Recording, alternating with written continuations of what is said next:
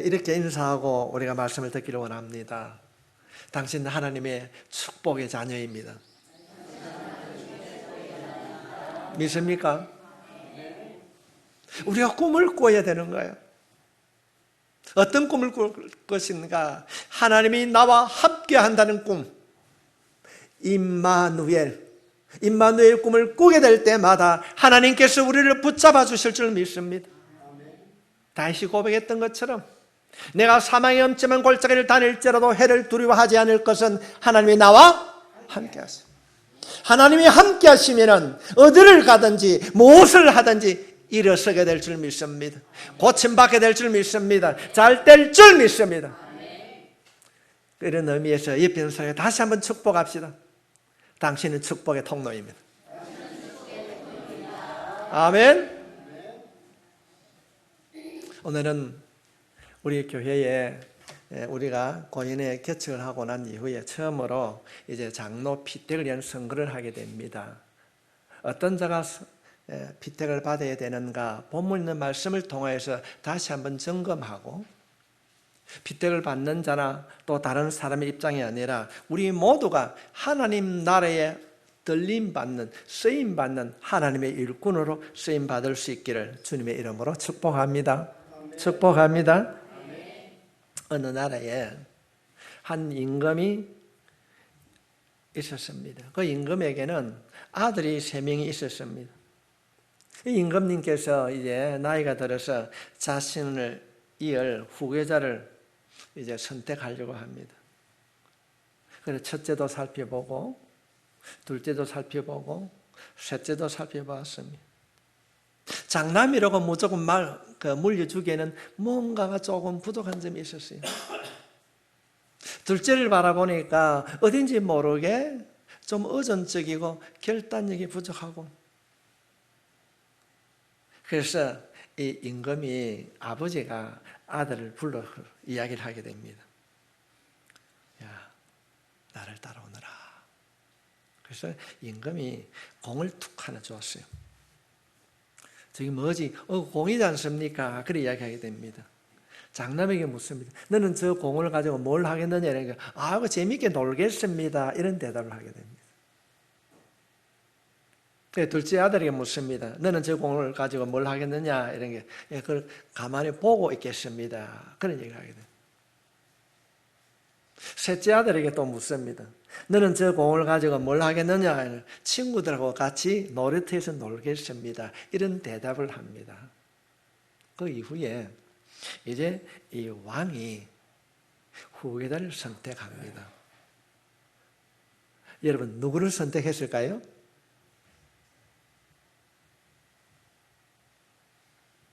또한 예를 들면은 왕이 똑같은 이 아들을 셋을 들고 가가지고 이런 얘기를 하게 됩니다. 야, 여기 보이는 게 뭐냐? 방이지 않느냐? 이 빈 방을 너에게 각자 하나씩 주겠다. 이 빈 방을 내일 내가 다시 점검할 때까지 다 채우라고 명령을 했습니다. 그랬더니 그 다음 날 이제 왕이 세 아들을 데리고 각자 나눠진 그 빈 방 앞에 섰습니다. 첫째, 너는 이 빈방에 무엇으로 채우느냐 물으니까 큰 아들이 이렇게 폐하, 식량으로 가득 채우겠습니다. 그랬습니다. 백성들에게 가장 있어야 될 것은 먹는 것이기 때문에 식량을 채워야 되겠습니다. 그래, 아주 잘했구나. 그래, 역시 너는 장남답다. 그래서 둘째 아들에게 갑니다. 그래, 너는 이 방을 어떻게 채웠느냐? 문을 열어보니까 그 방 안에 연기가 가득 찼습니다. 아니, 어떻게 방 안에 연기를 가득 채웠느냐? 이 아버지, 모든 일은 힘으로 하는 일이 아니기 때문에 연기로 채웠습니다. 역시 우리 둘째 아들도 영리하구나. 그래, 모든 일은 힘으로 하는 것이 아니지. 고생했어. 마지막으로 셋째 아들 방을 갔습니다. 야, 문을 열어라. 막내가 문을 탁 여니까 그 방 안에는 촛불이 가득 불이 켜져 있었어요. 어떤 의미냐? 저는 세상을 밝히는 빛으로 살겠습니다. 그래서 이 가제를 푼 이야기를 더 듣고 왕이 누구를 선택했겠습니까? 셋째를 선택했습니다. 오늘 우리는 선택을 해야 하는 기로에 서 있습니다. 하나님께서 흠이 있는 우리를 선택해 주신 줄 믿습니다. 흠이 많고 결점이 참 많은 우리를 주님의 보혈로 다듬어서 믿음의 자녀로 세워주신 줄 믿습니다. 우리들이 인생을 선택하며 살아갈 때에 참 실수가 많이 있을 수 있습니다. 좋은 것을 선택한다고 고르고 또 고르고 그래서 가지고 왔는데 집에 와서 자세히 돌아보니까 그것이 바른 선택이 되지 못한 경우가 있습니다. 이번 선택을 하며 살아오면서 한 번도 실수 없이 바른 선택을 하고 살아가고 있습니까? 우리 인생을 살아가면서 선택을 하며 살아가는데 다 알 수가 없습니다. 모든 선택이 잘했다고 생각하고 있지만은 그러나 돌아서면은 후회하는 일들이 종종 있습니다. 심지어 평생을 살아갈 배우자를 선택할 때도 가장 정확하고 확신 있게 선택했다고 하지만은 여러 사람 앞에서 나는 이런 선택을 했습니다 하고 결혼식장에서 그렇게 하지만은 후회하는 사람들이 얼마나 많이 있는지 모릅니다. 그래서 하지 말아야 할 이혼을 하는 분들도 있습니다. 여러분이 지금까지 인생을 살아오면서 가장 잘 선택했다고 자부하는 것이 무엇입니까? 할렐루야. 우리가 예수를 믿는 것이 가장 현명하고 가장 잘한 선택인 줄 믿습니다. 그렇다고 한다면 가장 후회스러운 선택이 있다면 무엇일까요? 오늘은 교회를 세우기 위하여서 우리가 이제 당회를 구성하게 되고 교회 정치를 통하여서 하나님의 나라를 세워갈 때에 이제 장로님을 빗대가는 주일입니다. 어떤 분을 선택할 것인가 고민하지 아니할 수 없습니다. 그런데 우리 교인들은 고민 안 하는 것 같아요.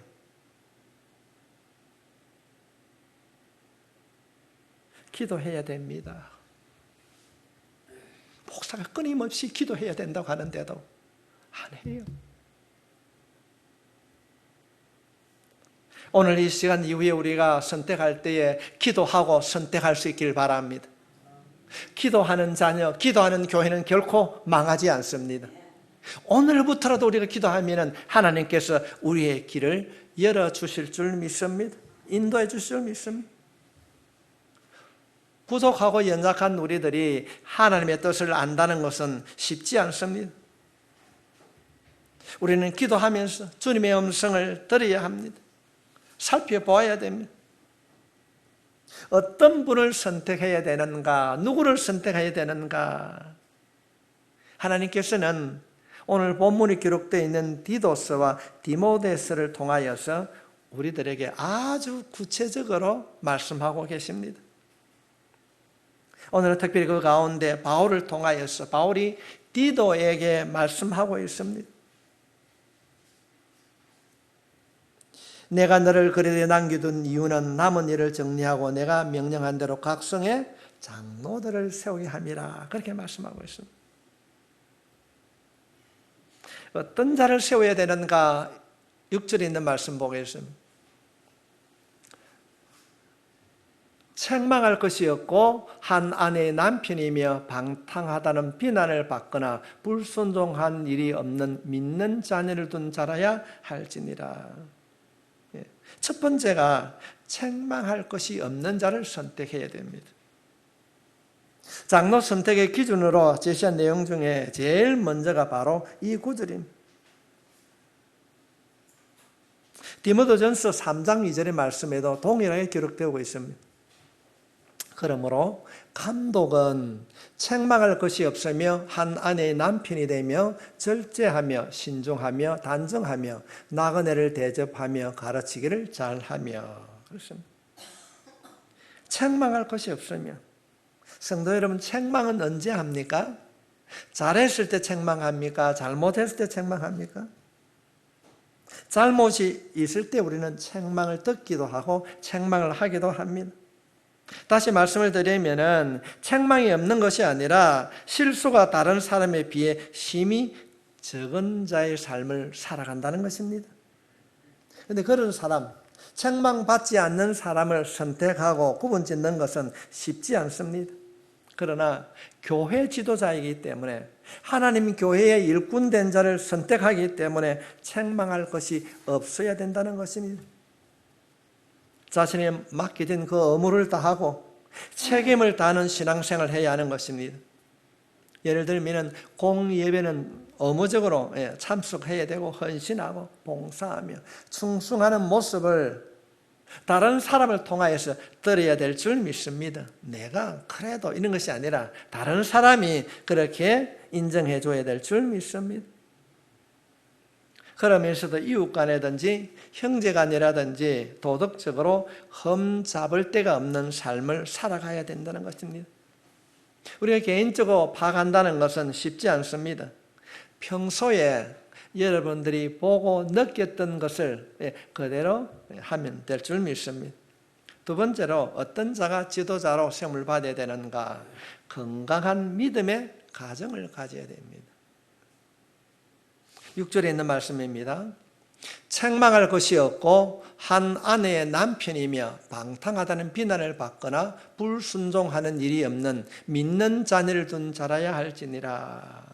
한 아내의 남편이 되며, 이 한 아내의 남편이 된다고 하는 것은 그때 당시에 일부 다처제의 간섭을 싫어하는 거예요. 그때 당시에 돈이 많은 사람이 여자를 많이 거느렸어요. 절제해야 된다. 그래서 디모데전서 3장 2절에 한 아내의 남편이 되며 절제하며 신중하며 단정하며 나그네 대접하기를 가르치기를 잘하며. 한 아내의 남편이 뭐겠습니까? 건강한 부부가 되어야 됩니다. 사별 이후에 재혼은 가능합니다. 그러나 이혼하고 재혼하는 것은 덕이 되지 않습니다. 우리 고신헌법에서는 이혼하고 재혼한 자는 장로로 임직받을 수가 없습니다. 결혼하지 않는 남자는 목사로 임직을 받을 수 없습니다. 이어서 하는 말씀을 보게 되면 방탕하다라, 이 말은 비방이나 불순종한 일이 없는 믿음의 자녀들 둔 자야 됩니다.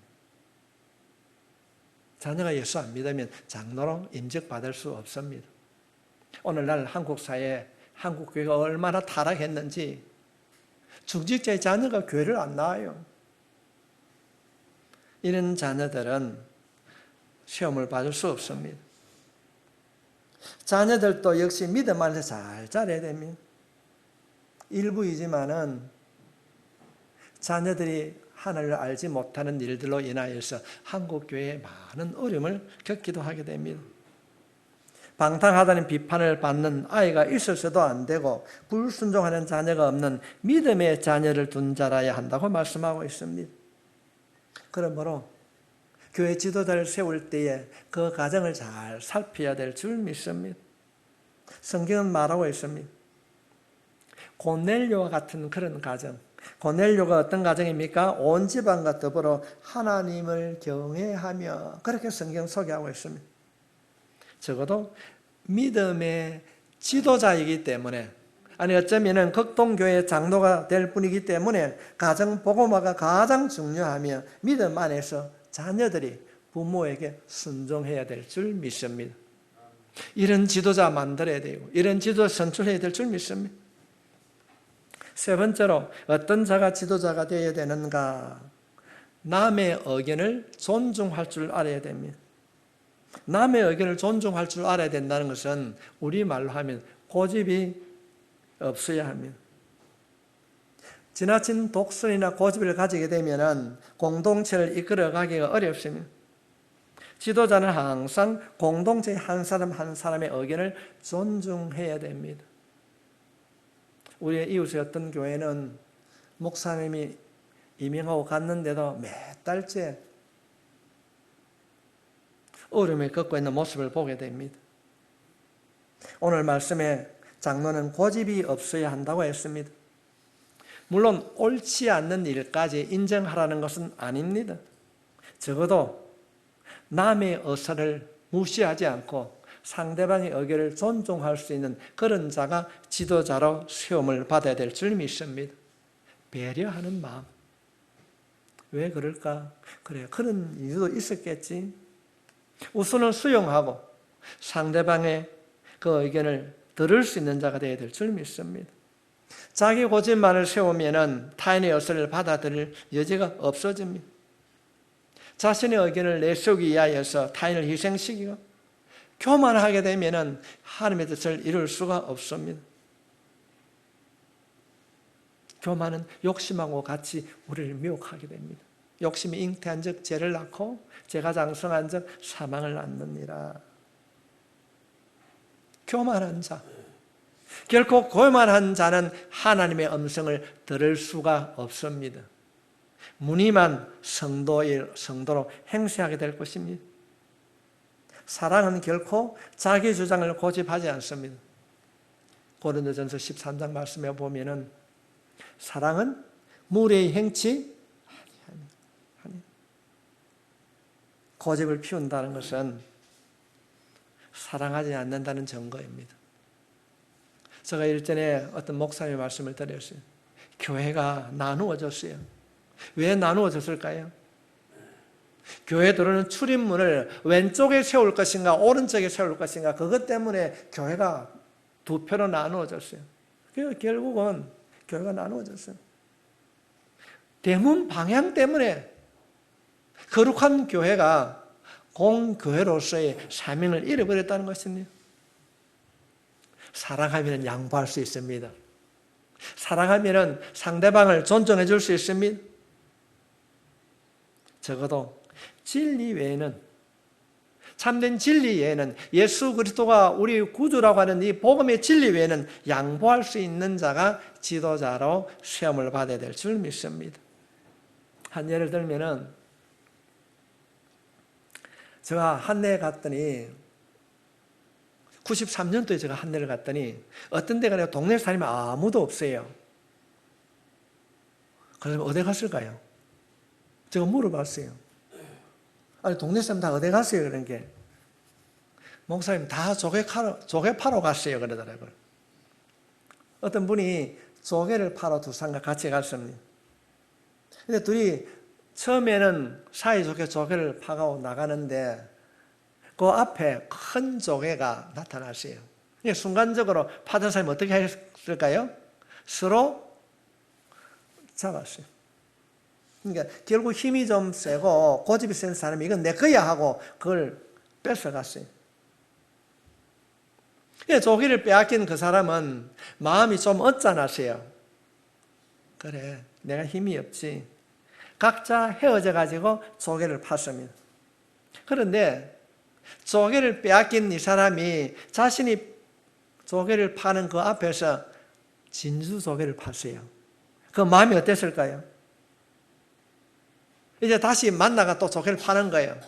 조개를 파는데 또 큰 조개를 팠는데 진주 조개를 팠던 사람은 어떻게 합니까? 양보합니다. 이 큰 조개는 아무것도 아니야. 나는 진주 조개를 내가 이미 팠다. 다투지 않았습니다. 성도 여러분, 우리는 천국을 소유한 자인 줄 믿습니다. 우리가 살아가야 하고 우리가 받아야 될 그 천국은 너무나도 좋은 것입니다. 너무나 좋은 것입니다. 천국을 소유한 우리는 이 땅의 사소한 일에 얽매지 말고 너그러운 마음으로 살아갈 수 있기를 바랍니다. 하나님의 나라를 유업으로 받지 못한 자는 자기 욕심에 미혹되어서 욕심내는 거예요. 이런 자는 지도자로 시험받을 수 없습니다. 남을 섬기는 사람, 남을 배려하는 사람이 지도자가 되어야 될 줄 믿습니다. 네 번째로는 화를 내지 말아야 됩니다. 오늘 본문에는 급히 분내지 아니하며 쉽게 흥분하는 것을 말합니다. 이것은 성격과 밀접한 관계가 있기 때문에 쉽게 고치기 어려운 것입니다. 그러나 지도자가 되려면 참을 줄 알아야 됩니다. 이해할 수 있어야 됩니다. 너무 화를 자주 내는 사람은 상대방에게 신뢰를 주지 못합니다. 이웃이 없습니다. 아마도 화를 안 내고 사는 사람은 아무도 없을 것입니다. 문제는 화를 자주 내느냐, 적게 내느냐, 크게 내느냐가 문제일 것입니다. 성도 여러분, 장로가 교회 지도자로 시험받기를 원한다면 화를 내면 실패합니다. 화내지 말아야 됩니다. 좋은 지도자가 될 수 없습니다. 여러분, 부부가 싸웁니다. 근데 한 사람이 대적을 안 하면 안 싸웁니다. 동시에 화를 내지만은 동시에 화를 내지 아니하면은 싸우지 않습니다. 장로로 시험 받는 사람들은 꼭 기억하시길 바랍니다. 상대방이 화를 돋구어도 내가 화를 안 내면 됩니다. 참으면 되는 것입니다. 인내심이 필요합니다. 세상을 넓게 보는 자는 화를 내지 않습니다. 제가 여러 가지 예를 들어서 설명하지만은 기도하지 않는 사람은 이런 일을 감당할 수 없습니다. 성령님이 함께 할 때 참게 될 줄 믿습니다. 배려하게 될 줄 믿습니다. 용서하게 될 줄 믿습니다. 옛날 어른들이 화를 잘 내면은 그렇게 했어요. 야, 화내지 마라. 화를 내면 간이 상한다. 어른들 들어보셨지요? 간이 상한다 말을 했어요. 화를 잘 내는 사람은 간을 조심해야 됩니다. 저 사람이 화를 잘 내는 사람인가 안 내는 사람인가 누구가 제일 잘 알까요? 물론 우리는 장로님을 세울 때 남자를 세웁니다. 아직까지 우리 교단에서는 여자 장로를 세우지 않기 때문에 그렇습니다. 저 사람이 화를 잘 내는가 안 내는가 누구에게 물어보면 잘 압니까? 아내에게 물어보면 압니다. 자녀들에게 물어보면 압니다. 가장 가까운 사람에게 화를 내기 때문에 가장 가까운 사람에게 물어보게 되면 알 수 있습니다. 다른 사람들에게는 이야기를 합니다. 아이고, 저 사람은 평생 법 없이도 살아갈 수 있는 사람이다. 그렇게 하는데 가족들에게도 물으면 없이. 이 없이가 뭔가입니까? 화 안 내는 사람이 어디 있습니까? 그러나 장로로 세움받기를 원한다고 한다면 화를 기도하는 가운데 다 쓸 수 있어야 될 줄 믿습니다. 그런 자가 장로로 세움을 받아야 됩니다. 그래서 야고보서 사도는 야고보서 1장 19절로부터 20절에 있는 말씀에 내 사랑하는 형제들아 너희가 알지니 사람마다 듣기는 속히 하고 말하기는 더디하며 성내기도 더디하라. 사람이 성내는 것이 하나님의 의를 이루지 못함이라. 듣기는 속히 하고 말하기는 천천히 하는 자가 장로로 시험 받을 수 있길 바랍니다. 다섯 번째, 생활의 본이 되어야 됩니다. 오늘 말씀 7절 하반절의 말씀에 보면은 술을 즐기지 아니하며 굿하지 아니하며 더러운 일을 탐하지 아니함이라고 말씀하고 있습니다. 술을 즐기지 않고 굿하지 아니하며 더러운 일을 탐하지 않는다고 하는 것은 생활의 습관들입니다. 지도자로 시험을 받는 사람은 어떤 자인가? 생활의 습관이 다른 사람에게 모범을 보여야 된다는 것입니다. 이성을 잃어버리는 행동을 하면 안 된다는 것입니다.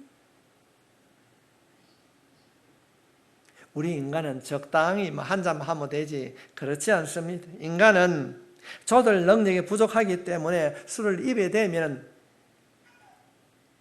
절제하지 못하는 것입니다. 그 다음으로는 싸움질 하지 말아야 한다고 말씀하고 있습니다. 굿하지 아니하며, 여기서 말하는 굿하지 아니한다는 것은 우리 흔히 생각하는 손으로 굿하는 것이 아니라 말로 상대방을 폭행하지 말아야 된다는 의미가 더 큰 내용입니다. 옛날에 그 김익두 한국 초대교회에 김익두 목사님이 계셨습니다. 그분이 어느 날 산을 오르는데 도둑이 이 김익두 목사님 앞에 찾아왔어요. 야, 돈 내놔. 그래 하면. 이 김익두 목사님이 이런 말을 합니다. 야, 옛날 김익두가 살았으면 너희는 하루아침에 죽었어. 김익두가 죽고 나니까 너가 복을 받는구나 그런 말을 했다고 합니다. 하나님의 지도자가 싸우면 안 됩니다. 하나님의 지도자가 싸워야 할 일들은 영과 진리를 위하여서 악한 영과 싸워야 될 줄 믿습니다. 만왕의 왕이신 예수 그리스도 그 이름으로 악한 영과의 대적해서 싸우지 못하고 늘 세상 가운데서 자신의 의를 드러내서 싸우는 어리석은 자가 지도자로 세움받아서는 결코 안 될 것입니다. 마귀들과 그 영적 싸움에서 이기는 자로 세움받는 자가 지도자가 되어야 될 줄 믿습니다. 뿐만 아니라 일상생활에서 이득을 추구하는 사람, 교회 지도자로서 적합하지 않습니다. 더러운 일을 탐하지 말라. 이 말은 교회가 자신의 어떤 이익을 얻기 위한 도구가 되어서는 안 된다는 것입니다. 그래서 일상생활에서 지도자로 세움받는 자는 깨끗해야 된다는 것입니다. 예를 들어 사회로부터 지탄을 받는 술집을 한다든지 카바레를 한다든지 이런 업을 하는 자가 지도자가 되어서는 되지 않습니다. 그런 거 하면은 투기를 해서는 더더욱 안 되는 것입니다. 어느 누가 그렇게 쉽게 돈을 번다더라. 그러니까 교회에서 몰려갑니다. 코인을 투자하고 뭘 투자하고 그런 자는 우리 교회 지도자로 세움받을 수 없습니다. 바르게 믿어야 될 줄 믿습니다. 예수 믿는 사람들은 남의 눈에 눈물을 흘리게 되면 자기 눈에는 피눈물이 흘리게 된다는 사실을 기억해야 될 줄 믿습니다. 사랑하는 성도 여러분, 우리가 금번 이 장로 피택을 통하여서 우리 교회가 여러분의 가정이 새롭게 거듭날 수 있기를, 영적인 부요함이 일어날 수 있기를 주님 이름으로 축복합니다. 여섯 번째는 이웃을 잘 돌볼 줄 아는 사랑의 사람이어야 합니다. 8절 말씀에 보면 오직 나그네를 대접하며 선행을 좋아하며 신중하며 어려우며 거룩하며 절제하며 오직 나그네를 대접하며 선을 좋아하며. 여기서 나그네라고 하는 것은 낯선 사람을 사랑한다는 것입니다. 하나님께서는 항상 나그네와 고아와 과부를 돌보라고 했습니다. 그렇다고 한다면 나그네를 대접하라는 것은 아무리 낯선 사람이라도 그와 함께 할 수 있는 마음을 가진 자가 지도자가 되어야 될 줄 믿습니다. 자기 것밖에 모르는 구두쇠와 같은 자는 교회의 일꾼이 되면 안 된 것입니다. 왜냐하면 그런 자는 하나님의 복을 받기가 어렵습니다. 성도들에게 베풀 수 있는 그런 사람이 되어야 될 줄 믿습니다. 신명기 15장 7절부터 11절에 있는 말씀 우리 함께 좀 긴 내용이지만 같이 읽도록 하겠습니다. 시작. 내 하나님 여호와께서 내게 주신 땅 어느 성읍에서든지 가난한 형제가 너와 함께 거주하거든 그 가난한 형제에게 내 마음을 완악하게 하지 말며 내 손을 움켜쥐지 말고 반드시 내 손을 그에게 펴서 그에게 필요한 대로 쓸 것을 넉넉히 구워주라. 상가 너는 마음에 악한 생각을 품지 말라. 곧 이르기를 일곱째 해 면전일이 가까이 왔다 하고 내 궁핍한 형제를 악한 눈으로 바라보며 아무것도 주지 아니하면 그가 너를 여호와께 호소하리니 그것이 내게 죄가 되리라. 너는 반드시 그에게 줄 것이요 줄 때는 아끼는 마음을 품지 말 것이다. 이로 말미암아 내 하나님 여호와께서 내가 하는 모든 일과 내 손이 닿는 모든 일에 내게 복을 주시리라. 땅에는 언제든지 가난한 자가 거치지 아니하겠으므로 내가 내게 명령하여 이르노니 너는 반드시 내 땅 안에 내 형제 중 공고한 자의 궁핍한 자에게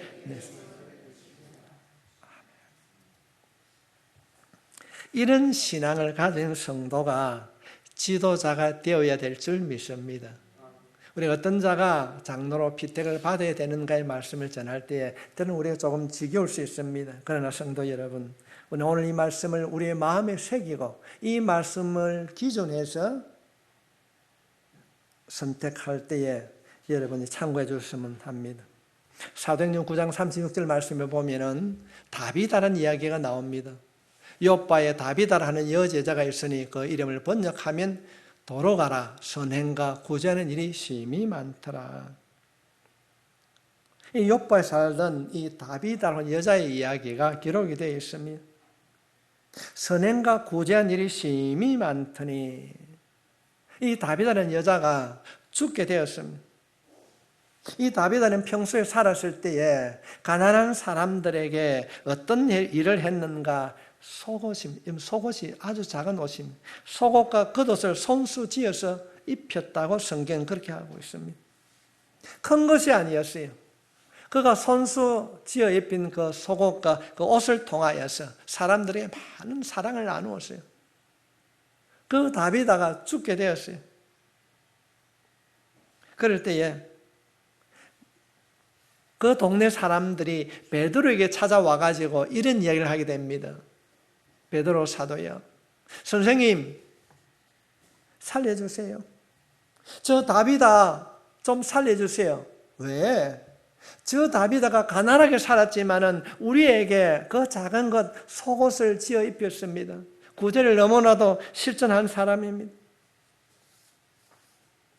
그 이야기를 듣고 베드로가 다비다를 살려주셨습니다. 다룰 수 있는 사람. 7번째는 경건한 삶을 추구하는 사람이어야 합니다. 8절 하반절 말씀에 보면 건신하며 거룩하며 절제하며 9절 말씀에 보면 밑번 말씀의 가르침을 그대로 지켜 하리니. 우리가 예수 믿는 사람이 어떻게 살아야 되는가를 말씀하고 있습니다. 건신하다. 이 건신하다는 말은 어떤 말인가? 오늘 말씀에 보면 4번이나 강조하고 있습니다. 자기 자신을 조절할 수 있는 사람입니다. 화가 난다고 화를 그냥 끌어내는 사람이 아닙니다. 우리가 하나님과의 관계에서 올바른 관계를 가질 때에 그분이 하나님의 지도자로, 교회의 지도자로 세움을 받을 수 있다는 것입니다. 그래서 교회의 지도자로 세움받는 자는 분명해야 됩니다. 그 첫 번째가 주일 성수입니다. 주일 성수. 코로나 팬데믹 이후에 예배를 그냥 이 교회 아니면 저 교회 가서 드려야지, 그렇지 않습니다. 저는 여러분들에게 예수님의 이름으로 축복합니다. 여러분이 극동교회를 선택하고 신앙생활을 하고 있다는 것이 여러분의 자랑이 될 수 있길 바랍니다. 예배생활, 헌금생활, 우리가 주일 오후 예배 때 계속 살펴보는 것이 말라기지 않습니까? 말라기의 구약 성경 마지막에는 말씀이 아니라 말라기 말씀을 통하여서 예배가 얼마나 중요한 것인가를 우리에게 가르치고 있는데도 잃어버리고 살아가고 있습니다. 헌금생활, 주님 앞에 돈을 내는 것이 아니라 내 삶의 주인이 누구인가를 신앙으로 고백하는 행위가 바로 헌금생활이지 않습니까? 나의 연약함을 깨닫고 주의 도움을 받기 위하여서 우리가 간구하는 것이 기도생활입니다. 내 안에 있는 예수 그리스도, 그분으로 인해서 내 영적인 삶이 부유해졌다고 하는 것을 나타내는 것이 봉사하는 것입니다. 이는 모든 일들, 주일 성수, 예배생활, 헌금생활, 기도생활, 이 봉사생활이 우리의 삶의 모범이 되는 자가 장로로 피택되어야 될 줄 믿습니다. 마지막으로 절제하는 삶을 살아야 됩니다. 자신의 욕망을 통제할 수 있어야 됩니다. 배려할 수 있어야 됩니다. 내 자신의 생각대로, 그 욕망대로 그렇게 행동하면은 교회 자체가 공동체로 이루어갈 수 없습니다. 그러므로 절제할 수 있길 바랍니다. 그래서 성령의 9가지 열매 가운데에 절제가 있습니다. 기도하지 아니하면 할 수 없다는 내용입니다. 놀고 싶은 것, 갖고 싶은 것, 먹고 싶은 것, 하고 싶은 것 다 할 수 있습니다. 그러나 중요한 것은 지도자로 세움받기를 원한다고 한다면 절제할 수 있길 바랍니다. 수많은 절제 가운데 가장 중요한 것이 말을 절제할 수 있길 바랍니다. 늘 여러분의 입술에 파수꾼을 세워서 말에 대하여서 실수가 없는 자로 살아갈 수 있길 바랍니다. 온전한 신앙생활을 하기 위해서는 절제해야 되고 그 가운데 말에 대하여서 바른 절제를 통하여서 성령을 체험하는 우리가 되어야 될 줄 믿습니다.